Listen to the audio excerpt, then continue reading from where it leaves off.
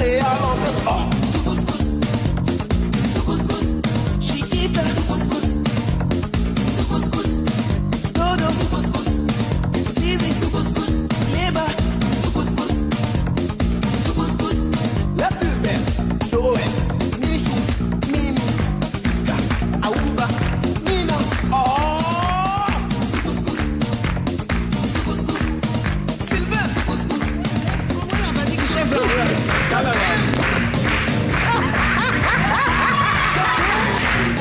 Seigneur.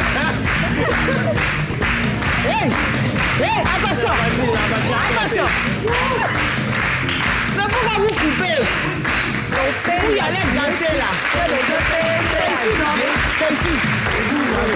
Non, c'est pas ici. Où on dit juice là? Juice. Mettez juice là. Ça va là?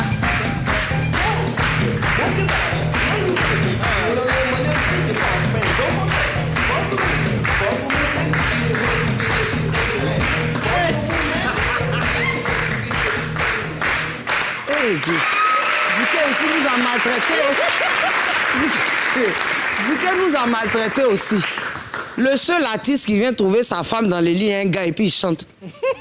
C'est un délire. Qu'est-ce que tu fais là? Dans mon lit.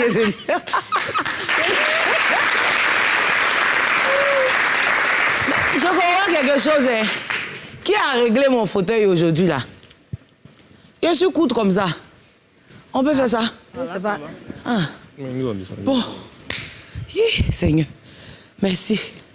Bonjour tout le monde. Bonjour. Aujourd'hui, je suis très contente. Je suis à la fois contente et à la fois un petit peu triste. Pourquoi triste? Parce que c'est la dernière émission de la saison, une du Yves de Rochaud. Et puis contente parce que je reçois une star interplanétaire, une star que j'aime. Pour ceux qui me connaissent, ils savent que j'aime Johnny Hallyday. Quand je fais mes petits shows à la maison avec l'orchestre de Mimi, Oui, évidemment. j'aime bien interpréter. C'est une pata, non? C'est ça, j'aime ça. Et récemment, j'étais à Bassam, je crois en fin d'année 2021. On était à Bassam pour la Bissa. Et puis on était en train de rentrer à la maison. On avait fini le show, on rentrait. Et puis j'ai entendu la voix de John. Donc j'ai dit au Schmilblick, j'ai dit, tu n'entends pas que John y allait en train de chanter quelque part ici? On regarde où? Il est en concert, façon dans le coin. J'ai dit, mais on va s'asseoir ici. Donc,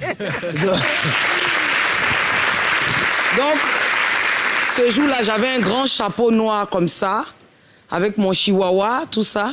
On est allé s'asseoir incognito, on a écouté John. Quand John a fini, on a pris nos clics et nos claques, on est parti. Donc, c'est un très grand... Moi, je suis trop contente. Dieu a béni cette émission. On a reçu Alpha Blondy, on a reçu plein de stars. Et puis aujourd'hui, on termine avec Johnny Hallyday.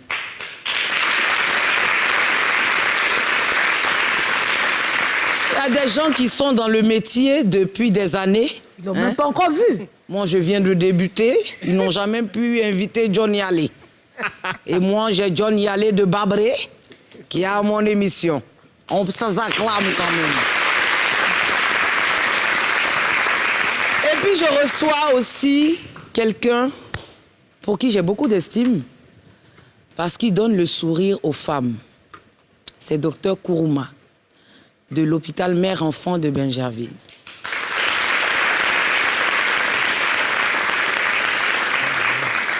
C'est un petit génie. Je ne sais pas comment il fait. Il fabrique les bébés et puis il met ça dans le ventre des femmes qui n'ont pas la chance de pouvoir procréer de façon naturelle comme nous. Et puis, elles ont des enfants grâce à lui, grâce à Dieu et grâce à la médecine.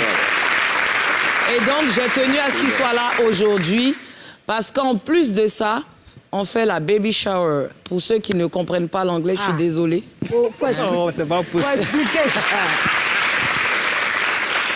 C'est un peu une petite fête dédiée au bébé qui va naître pour annoncer le sexe et tout ça.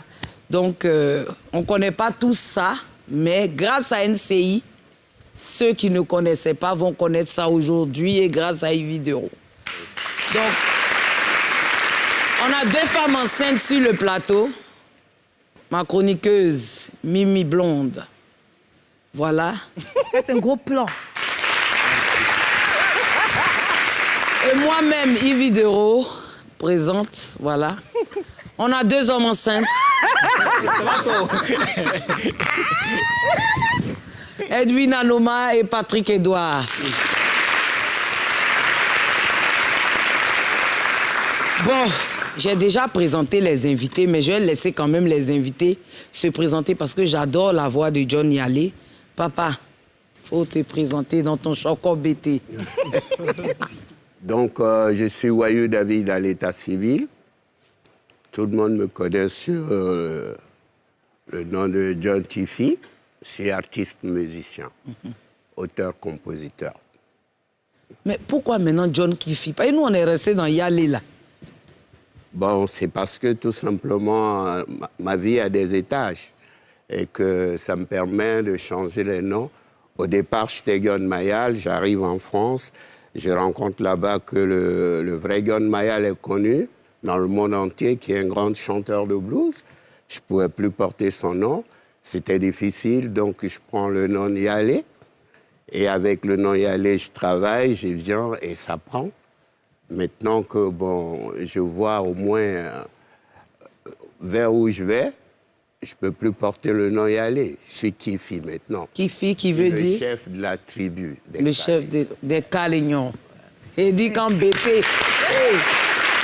Il a dit dans la vie, ah c'est moi qui ai emmené ça encore du ici. Dans la vie, si tu n'es pas BT, sois au moins américain. Ah. Voici un exemple. Un BT américanisé. Oui, oui. Je parlais tout à l'heure avec un monsieur là-bas, je ne savais pas que c'était son manager. Je parlais, le monsieur, il me dit, all right. Il dit, hey.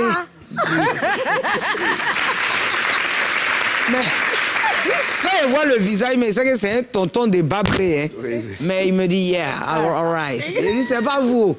Djoula et puis BT, c'est pas pourquoi quand ils réussissent, ils veulent parler anglais. Hein? Non, mais c'est mon petit frère, il a fait 30 ans aux États-Unis. Ah, c'est ce que moi j'ai dit. Il ne peut pas s'en passer, c'est ça. C'est ça. Mais je comprends pas. Alpha Blondie, mais quand you know. C'est frustrant. C'est frustrant, hein. Ah, nous, on dit Ansagayo.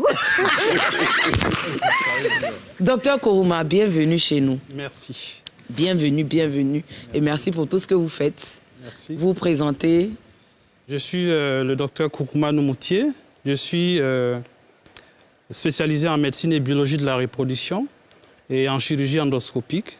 Je suis le coordinateur, le chef de service de l'assistance médicale à la procréation à l'hôpital mère-enfant de Dominique Ouattara de Bingerville. Saint-Tiche, je ne sais pas si on commence par le mot de la semaine. Ok, d'accord. Donc, on va y aller avec le mot de la semaine. Baby shower, c'est lorsqu'une dame enceinte, à son 9e mois, aimerait faire une fête pour sa grossesse. Bon, je sais pas. La baby shower, ce qui est, c'est que la baby shower, c'est quand une femme enceinte, quand elle veut déclarer le sexe de son bébé, elle fait un petit truc, c'est comme si elle fait une surprise. Pour déclarer le sexe de son bébé, soit à son mari ou à ses amis. C'est un truc qu'on fait, comme si aussi ils font des trucs, il y a des ballons, dès qu'ils cassent. Si le ballon est rose, c'est que c'est une fille, si le ballon est bleu, c'est que c'est un garçon. Je ne connais pas Je ne connais pas. Jamais entendu? Je ne connais pas. C'est une fête prénatale, c'est une fête où on invite tout le monde pour annoncer la venue de son enfant. Bon, baby shower, franchement, je ne vois pas. Je crois que c'est qu'on organise une fête avant l'accouchement. Oui, pour voir si l'enfant est garçon ou une femme, pour montrer aux gens. Bon, je crois que c'est une fête qu'on organise pour les femmes enceintes, je crois. C'est quand tu es enceinte, tu ne peux pas l'arrivée de ton enfant. Donc tu organises une petite fête avec tes amis pour fêter, genre, pour annoncer l'arrivée de l'enfant, pour préparer l'arrivée de l'enfant. Moi, je n'ai aucune idée là-dessus. Selon moi, c'est une fête qu'on organise pour les femmes enceintes, bon, qui doivent accoucher, quoi. Ou, genre, l'accouchement n'est pas loin. Je crois que c'est ça, une baby shower. Ivoiriens connaissent la baby shower quand même, hein? Ouais. Hein? On connaît, mais c'est pour faire là. C'est ça souvent qui fatigue. Comment ça? Hey, T'as les exemples? il y a trop d'exemples. Tu veux dire quoi? Au niveau des moyens? Souvent, au niveau des moyens, puis il n'y a pas ça dans notre culture, tout ça. Mon Parce cher. que normalement, ici en Afrique, quand on est enceinte, on doit cacher. Voilà. Quand on est Surprise. personnage public, surtout. Surtout. Voilà. Donc, toi, tu comptes faire quand ta baby shower ou bien tu veux profiter On est en de train de moi, là? faire. On est en train de faire. C'est des baby shower, ça. Mais attends. Mais, camarade, faut pas faire ça. Mais c'est un seul ballon, on doit casser. Ah, là, c'est qu'on va grouper sur le ballon. Comment ça? On va casser ça? Mais est-ce qu'on a même... Moi, ça ne me regarde plus. On va C'est casser pas ça. sorti, c'est pour toi aussi. C'est nous deux. Est-ce que ton enfant et moi, mon enfant ont le même sexe? Attends, tu es la tante de Steve. Ton enfant, c'est le cousin ou la cousine de Steve. C'est ça. Tu sais que tu es ma soeur? Oui, mais c'est qui est dans le ballon, là? On va partager, c'est la famille. On va partager ça. Docteur Kourouma, parlez-nous un peu de ces femmes qui arrivent désespérées et qui repartent avec le sourire. Ah, c'est des moments inoubliables. Hein. C'est des moments inoubliables. C'est des dames qui consultent, des couples qui consultent pour un désir de maternité et qui sont là pendant des années sans enfants. 10 ans. Oui, ça peut varier. Ça peut aller d'un an jusqu'à plus de 10 ans. Et qui nous consultent parce qu'il y a quelque chose qui manque dans leur vie. Et c'est un honneur pour nous de les recevoir, de les accompagner dans ce projet. Et ce projet jusqu'à l'aboutissement, à la naissance de leur progéniture. Voilà. Est-ce qu'il y a un âge pour une femme pour avoir des enfants, en fait, ou pour avoir son premier enfant? Bon, ça dépend, hein, ça dépend. Il faut être d'abord à partir de 20 ans, ça dépend des situations. Hein. Ça dépend que on travaille, on a une situation familiale financière stable avant de s'y engager. Et ces âges peuvent varier d'une femme à l'autre. Hein, et ce projet aussi peut varier selon la période d'un couple à l'autre. Voilà. Moi, j'ai une question. En fait, Yves a dit que vous fabriquez des enfants et vous les mettez dans les ventres. Donc, je n'ai pas trop compris. Bon, en fait... Non, c'est une façon de parler. Il va voilà. expliquer. En fait, de façon naturelle, vous savez qu'il y a chaque fois quand la femme émet un ovule qui est capté par un spermatozoïde qui migre depuis le vagin jusqu'au niveau de la trompe. Donc, la fécondation, de façon naturelle, a lieu au niveau de la trompe. Mais il peut arriver que la rencontre entre ces deux gamètes ne se fait pas chez certaines personnes, avec des raisons diverses, hein, aussi bien chez la femme que chez l'homme. Donc, lorsque cette rencontre ne se fait pas, au bout d'un an, c'est là qu'on parle d'infertilité. Voilà, donc quand ces personnes nous consultent, on essaie de faire des explorations pour voir la cause de l'absence de grossesse. Et lorsqu'on trouve la cause et qu'elle ne peut pas être traitée de façon médicale, on a recours aux techniques d'assistance médicale à la procréation. Voilà, ces techniques qui sont diverses et on aura le temps de les développer au fur et à mesure. D'accord. Bon, moi, je suis allée en visite à l'hôpital mère-enfant de Bingerville, Dominique Ouattara. Je n'étais jamais allée là-bas. J'entendais toujours parler. Mais c'était ma première fois de m'y rendre. Franchement, avant que le documentaire, le petit reportage passe, je veux parler à la première dame, maman Dominique Ouattara. De toute façon, j'ai vu l'hôpital, elle est jolie, là. Parce que moi, j'ai dit toujours, l'hôpital, quand tu entres dans un hôpital, la peinture même t'est guérie. En Europe, c'est comme ça. Les hôpitaux sont propres. Mais ici, là, nos chus, là, la peinture même te détruit. Quand tu arrives même, tu es essoufflé. Ça te conduit même vers la tombe. Si on peut voir, c'est-à-dire ceux qui ont fait pour elle, là, si elle peut les envoyer vers Yopougon, Trècheville, pour commencer à arranger, vraiment, ça va beaucoup nous aider. Suivons ensemble. Vous-même, vous allez dire.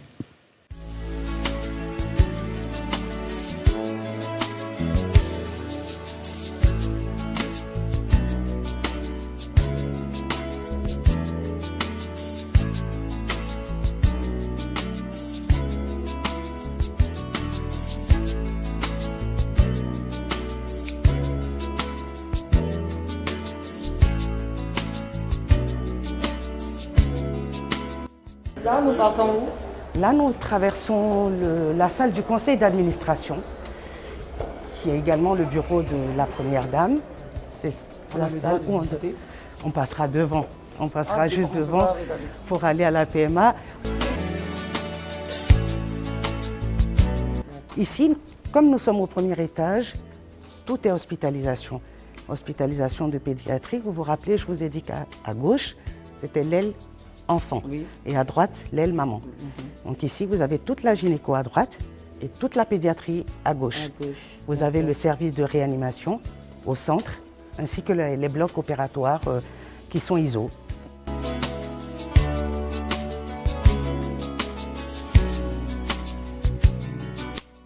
Quand un hôpital est propre, oui, et que les murs sont propres, oui, ça apaise le malade même. Quand il arrive, il sent qu'il est en sécurité. C'est le début de la guérison. Voilà, c'est le début de la guérison. Tout à fait, c'est l'hygiène. L'hygiène, c'est très important.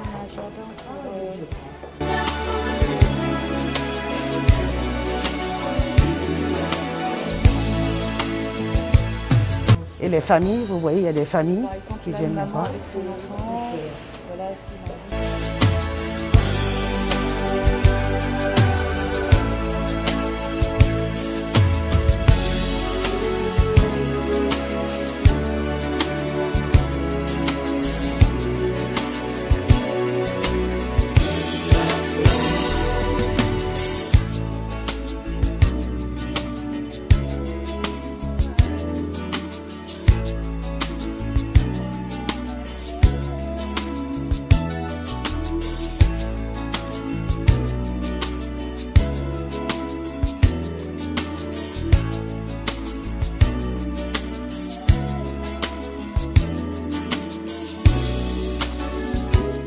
Je suis le docteur Kourouma Noumoutié. Je suis gynécologue obstétricien et je suis spécialisé en médecine et biologie de la reproduction. C'est ce qu'on appelle AMP ou fécondation in vitro pour d'autres. Et j'ai aussi une casquette de chirurgien gynécologue axée surtout sur la fertilité de la femme. Je suis le chef de service de ce département qui est l'assistance médicale à la procréation à l'hôpital Mère-Enfant de Bingerville. Alors, mon service consiste à prendre en charge tous les cas de couples infertiles. De façon générale, sur 100 couples, il y a 90 qui arrivent à concevoir au bout d'une année. Et en général, autour de 10-15% n'arrivent pas à concevoir. Et c'est ces personnes, ce pourcentage qui nous consultent pour satisfaire leur projet parental. Alors, je suis Monique Tadier, la secrétaire médicale du service. Je suis l'interface entre les patients et les médecins et les autres professionnels aussi. Alors, je reçois les patients ici qui sont dans le besoin ou qui désirent avoir des enfants. Et je prends des rendez-vous pour les patients, j'organise des rencontres avec le médecin et aussi je veille à ce que la rencontre avec le médecin se passe dans de bonnes conditions aussi. Parce que les patients, ils ont besoin d'un bon suivi. C'est vraiment pas facile ce qu'elles vivent, si je peux le dire ainsi. Donc nous, on est là pour leur apporter non seulement notre soutien, mais le savoir-faire professionnel. Les résultats sont satisfaisants. La dernière session, on a eu quand même 35% de grossesse. Et actuellement, on a 19 grossesses en cours. Déjà 29 enfants nés de fécondation in vitro, hormis les couples que nous n'avons pas réussi à joindre. Et donc, si tout va bien, je crois d'ici 3 à 6 mois, on pourrait rajouter peut-être sur les 19, si au moins il y a une quinzaine de naissances vivantes, ça va nous faire quand même à peu près 40 enfants vivants en peu de temps. Ça fait, nous sommes quand même jeunes, mais les choses vont très vite. Donc quand c'est négatif aussi, c'est triste, non seulement pour le patient, mais pour nous aussi, parce qu'on crée un lien de familiarité avec le patient. Donc quand le résultat est négatif, ça arrive de pleurer. Parce que c'est pas facile. Moi, par exemple, j'ai des enfants. Donc, quand je vois une maman qui arrive, qui veut connaître non seulement même, ne serait-ce que la joie d'être maman ou de porter une grossesse, et puis arriver au bout, on vous dit, madame, votre résultat est négatif, c'est triste. Parce qu'on ne sait pas dans quelles conditions ces femmes-là, elles viennent nous voir. Donc c'est l'occasion aussi de lancer l'appel que l'âge est un élément primordial dans la prise en charge des couples infertiles. Ça, c'est le premier message. L'âge, c'est très important.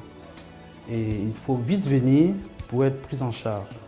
Plus on est jeune, plus on a la possibilité de faire des techniques avec les gamètes de chaque membre du couple, c'est-à-dire les ovocytes de la femme et puis les spermatozoïdes de son conjoint. Mais quand on laisse l'âge avancer, on assiste encore à d'autres problèmes. C'est la baisse de la réserve ovarienne qui baisse beaucoup après 37 ans. Avoir un enfant, c'est un don du ciel. Ne porte pas une grossesse qui veut, mais qui le Seigneur a béni. Donc quand vous avez cette grâce-là, je vous en prie, portez cette grossesse-là, quelles que soient les situations. On trouve toujours solution. Parce que avorter, non seulement vous mettez votre vie en danger, et vous tuez quelqu'un. On appelle ça tuer. Et c'est pas bon, c'est puni. Parce que nous, on voit des dossiers ici où il y a des personnes qui n'ont même pas connu l'avortement, mais qui se trouvent aujourd'hui à ne pas pouvoir faire des enfants. Alors que les risques de l'avortement peuvent vous conduire à ne pas avoir des enfants dans le futur. Monsieur, soutenez votre femme. Parce qu'il y a des hommes aussi qui incitent les jeunes filles à avorter. Ce n'est pas normal. Quand on aime, on va jusqu'au bout. Donc quand il y a le soutien, il y a le réconfort, la femme, elle peut faire tout ce qu'il faut même pour pouvoir avoir cet enfant-là. Donc c'est le soutien mutuel. Les causes de l'infertilité, c'est à part égale entre l'homme et la femme. Donc c'est capital de venir en consultation en couple. Voilà, parce que c'est autour de 30-40% chez l'homme, 30 à 40% chez la femme, et les deux se partagent 20%. Donc c'est une histoire de couple et qui nécessite beaucoup d'engagement du couple. C'est pourquoi la prise en charge psychologique, on ne la néglige pas à l'hôpital mère-enfant. Ça nécessite beaucoup d'engagement et c'est un parcours tumultueux et c'est un parcours plein d'embûches. Et en général, notre langage n'est pas de dire Madame, tout de suite, vous êtes venue nous voir, au bout de quelques temps, vous aurez votre bébé. Ce n'est pas comme ça on parle, c'est un parcours difficile, mais quand même, on a des résultats qui donnent beaucoup, qui rendent beaucoup de couples heureux.